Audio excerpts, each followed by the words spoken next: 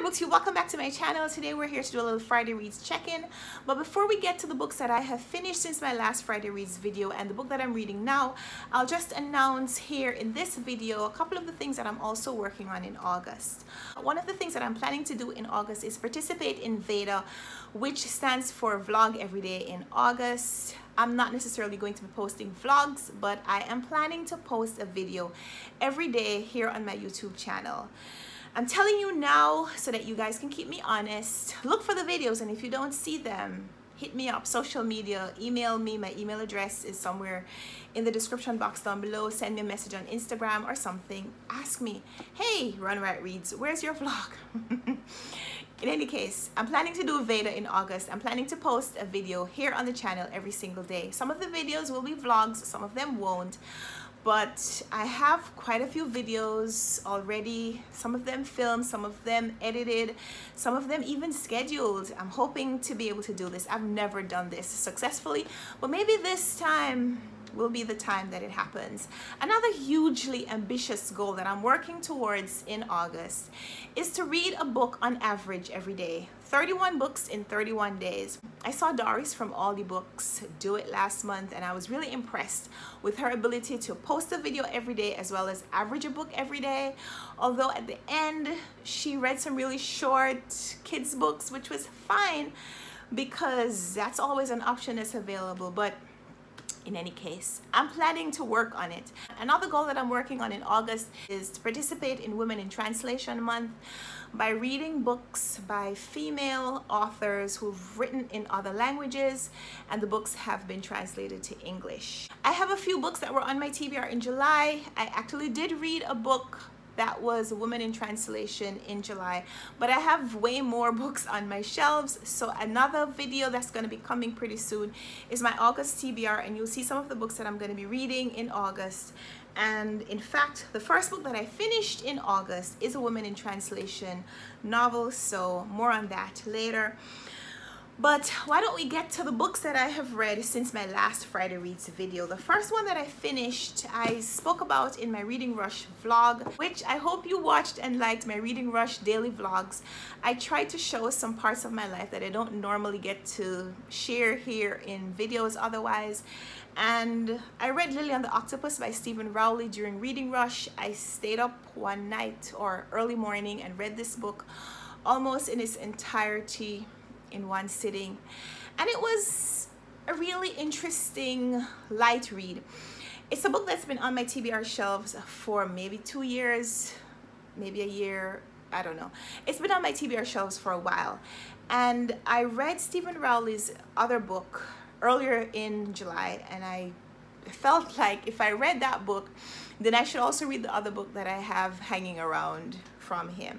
This was his debut novel, and it became a bestseller. It was translated to several languages and became an international bestseller, so I felt like I really wanted to know the story.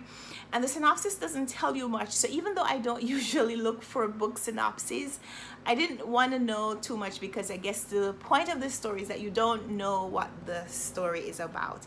And so I'm not going to share that here with you either because I don't want to spoil this experience for you.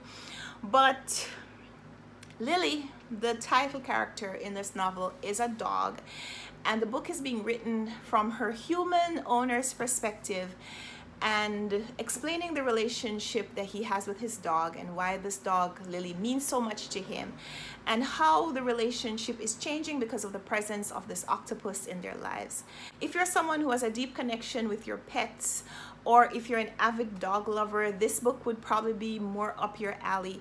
For me, I didn't focus so much on the human-canine relationship in this book, but I think that the author was more so trying to explore the power of relationships and how a person could find connection outside of human associations.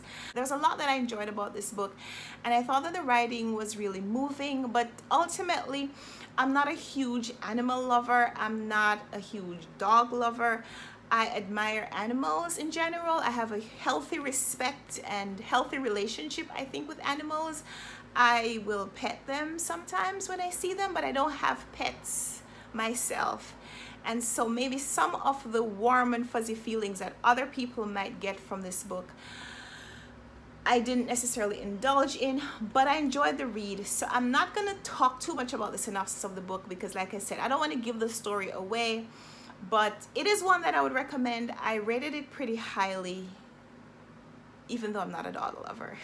How many times am I going to say that? I hope I'm not alienating you by telling you that I'm not a dog lover.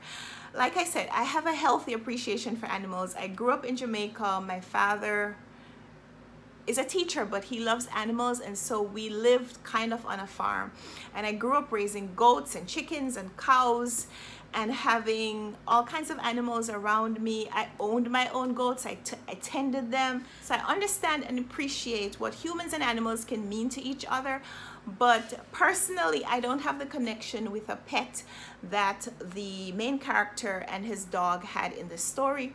So I hope I explained that in a way that doesn't alienate you and doesn't bring me a lot of hate mail. Another book that I finished this week is Lastessaouira by Kerry Lonsdale, and I got this one from the publishers Lake Union Publishing in order to review, and I posted a written review on my blog, which I'll link in the description box down below if you'd like to read my written thoughts. And this one is a little bit of a surprising plot because we're focusing on a main character who she's had an accident and she's lost her memory, but she lost her memory sometime after the accident. And this was my first time reading about a case where that could happen. And really the story investigates this idea of suppressing one's own memories as a way to deal with trauma, kind of like a forced amnesia or voluntary amnesia, if you will. So the main character in this one, she was involved in a motor vehicle accident, and because of the accident she had a miscarriage. She was pregnant and she lost her son. Her unborn baby died in the accident, and so she wakes up with the emergency C-section scars but no memory of having ever been pregnant. And even after she recovers and returns home, she can't recall being part of setting up a nursery or buying clothes for the baby that she was expecting. And that I think is really unusual because she hasn't forgotten any of the other parts of her life. Like, she still remembers her husband, she remembers her best friend, she remembers a lot, except that she can't remember anything about this baby. And so for the beginning of the book, I thought that this was a thriller, some kind of a suspense. Somewhere around 1/3 of the way in the book, the main character meets a man who's also lost his son, and it is revealed that she knew him before her accident, but she can't remember. And so she goes off to try to uncover why this man may have also been a part of the memory that she has lost or voluntarily given up. There's a lot that I liked about this book, including the fact that the main character was a journalist, and I enjoy reading books about people who are writers in some way or another and seeing how the writing process is incorporated in fiction when the author is also living that writing process. So I enjoy that. I also like the fact that this book felt like a combination of genres, where for the first half of the book or so I thought that this was a mystery suspense, but it was also romance and a little bit of indulging in a science or psychological exploration. But somewhere in the middle to 2/3 in the book, some things got a little bit weird, and we started to deal with a little bit of extramarital relationships, which I don't necessarily like reading about. And the resolution, I felt, didn't quite justify everything that happened in this book. So I read this one. I think my rating was higher as I was reading through the book as opposed to my rating at the end of the book, but I read this one. My review is on my blog if you would like to read it, link in the description box down below. I also finished The Land of Green Plums by Herta Müller, and I read this one because of Britta Bowler's Noble Women Read Along. Herta Müller won the Nobel Prize for Literature, and this is one of the books that she wrote before she won the prize. That is one of the criteria for the books that Britta chooses for her reading group discussion. And I've read another book by Herta Müller. Last year, Sean from Sean the Book Maniac, he and I tried to read her book, The Fox Was Ever the Hunter, and Sean abandoned it early because Herta Müller's writing style is very very different. And in this book, it's not quite as disjointed as The Fox Was Ever the Hunter, but her writing style is very visual. It's not quite the usual prose. It feels more like prose poetry, where we get sentences that are very visual and very imaginative, and it feels like an abstract painting where you have to fill in the shapes and make connections between a lot of the images that are being presented. And this book is set in Romania during the time of the Ceausescu dictatorship. And in this one, we have a narrator who writes a lot. And through her writing, but also through her narrating the story to the reader, she's exploring some of the ambitions and some of the dreams that she has while she is living through this dictatorship, but what she hopes for her future, as well as the kind of boundaries that her hopes have, because when you've grown up with these boundaries, how do you even imagine yourself outside of them? I'm gonna do a full review of this on my channel in the upcoming days. I'll talk a little bit more about that. I appreciate Herta Müller's writing just because I feel like it opens up a world that was closed to me before. A lot of Herta Müller's writing, I think, are based on her own experiences, because she grew up in Romania and escaped the Ceausescu regime and moved to Berlin somewhere in her youth or early life. And I appreciate reading these books from her perspective, because I feel like they offer an insight into something that I wouldn't normally be able to read from this kind of perspective. I mean, it's one thing to read journalistic accounts, it's another thing to read these kinds of pictures, very graphic descriptions of what is happening, not just on the big political scale, but also how these big political decisions affect everyday lives. That was the end of my July reading. But then remember, I said that in August, I'm planning to read a lot of books, which means that I have to read some of my shorter books. And I'm also trying to read books by women in translation. So the first book that I read and finished in August was Gourmet Rhapsody by Muriel Barbary. And this one is pretty short. It's 156 pages and translated from French. The author is Muriel Barbary. She's the author of The Elegance of the Hedgehog. And the translator is Alison Anderson. And together these women brought a very interesting, imaginative, visual, and sensually tantalizing book that, even though I appreciated it on a lot of those levels, I think it also didn't quite make the mark for me in terms of what a novel should be. This story is told from multiple perspectives, and it is about a famous and very well accomplished food critic who's been told that he's going to die within the next 48 hours. And much as he has lived his life, he's decided to devote those next 2 days to the quest for the perfect experience. And as we read from him, and he is going through his memories and his hopes for the short future that he has ahead of him, we also get interspersed commentary from the people around him, from his wife, from his children, from his servants, even from his pets. And the relationship that they have had with him over the years, the disappointments that they have had in their relationship with him because they've wanted things from him that he has never been able to provide, and that is juxtaposed with his quest for something and the fact that he has failed them in their quest in what they wanted from him. So the book is very interesting on that level. Also, as we go through the food critics' musings, they're arranged kind of in the order of items on a menu, and each item represents something from his past, but also something from his very present and future. And I liked a lot about the arrangement and the expressions that this author and the translator presented.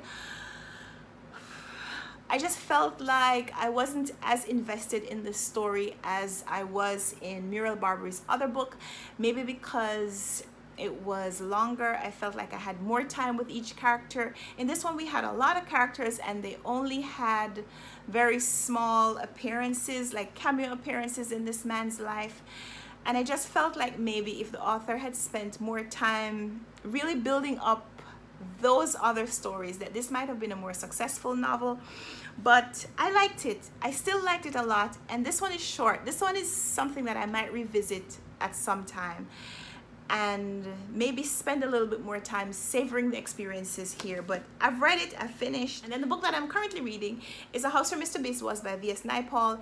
Didi from Brown Girl Reading and I are doing a buddy read of this one. We're planning to finish this book in 2 weeks, and it's about 600 and something pages, so we have a page schedule that we're going to be planning to stick to. Let's see if we do it. Right now I'm so immersed in the book that I want to read ahead, but I'm going to pace myself to see how much enjoyment I can squeeze out of this book, because I absolutely love it already. The main character in this one, well, first of all, the book is set in Trinidad. V.S. Naipaul, as you might know, he was born in Trinidad and moved to England in his youth, and he wrote about movement and change and how immigration has affected not just people but culture. And some of his books are set in his native Trinidad, and this is one of them. So Mr. Biswas seems to be an allegory for the country Trinidad, and I'm looking for that symbolism as I read through, but also really enjoying the physical, unmetaphoric story of Mr. Biswas' experience. And what I like about this one, we meet this main character. In the prologue, we know that he dies early, he dies in his middle age, but then the book starts with his delivery, his birth, and his youth, and how the circumstances of his birth affect not just his destiny but also the people around him. The fact that he's born in very unlucky circumstances, the midwife warns his parents about protecting him and keeping him away from certain symbols, and how failure to obey these instructions will cause destruction in general. And it's interesting to see how those instructions are followed to the law, followed to the letter in some cases, and then completely thrown away in others.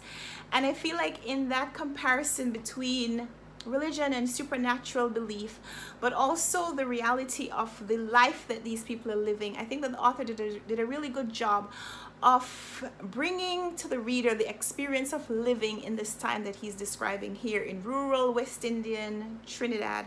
So yeah, can you tell that I'm loving this book? More to say as we read further. So these are the 4 books that I finished since my last Friday Reads video. This is my current read, and tomorrow I'll probably be posting my TBR video, so you'll get a chance to see some of the books that I have my sights set on for the rest of this month. So thanks for watching this video. Give me a thumbs up if you liked it, subscribe if you want to see more. Please pardon the sheen on my face. It is still pretty warm here. I don't know why I'm sweating so much, other than that it is pretty warm and I'm sitting under lights. So thanks for watching. Let's talk in the comments. I'd love to hear from you. What is the book that you are starting August with? What's the first book that you are reading or that you have finished reading in the month of August? So let's talk down there, and until next time, happy reading. Bye.